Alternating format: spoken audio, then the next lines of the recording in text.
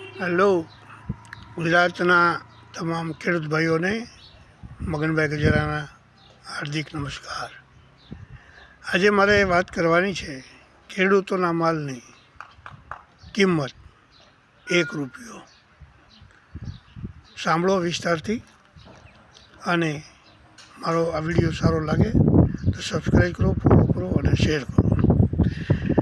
ખેડૂત ભાઈઓ, ગુજરાતમાં 250 ઉપર તો માર્કેટ યાર્ડ છે, અને માર્કેટ યાર્ડમાં ખુલ્લી હરાજી થાય છે. એટલે ખેડૂતોની જે સામે વેપારીઓની જે રમત છે એ બહુ સમજવા જેવી છે. તમારો 20 કિલોનો ભાવ ₹100 હોય કે કોઈ પણ જણસનો ₹1500 ભાવ હોય, એટલે વેપારીઓ ₹1થી શરૂઆત કરે. દાખલા તરીકે મગફળી છે તો ₹800થી શરૂ કરે, 800, ₹850, ₹850, પછી ₹1 વધે.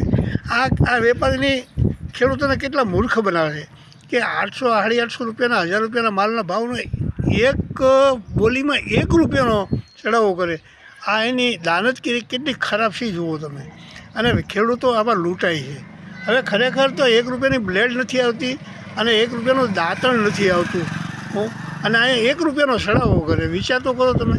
એટલે આ પ્રથા આખા ગુજરાતના બધા દરેક માર્કેટયાર્ડમાં રદ થાય એવું હું માર્કેટયાર્ડના કરતાઓને વિનંતી કરું છું. કેમ કે માર્કેટયાર્ડમાં જેટલા ચૂંટાયેલા પ્રતિનિધિઓ છે ખેડૂતના દીકરા છે, અને આ પ્રથા બંધ કરે.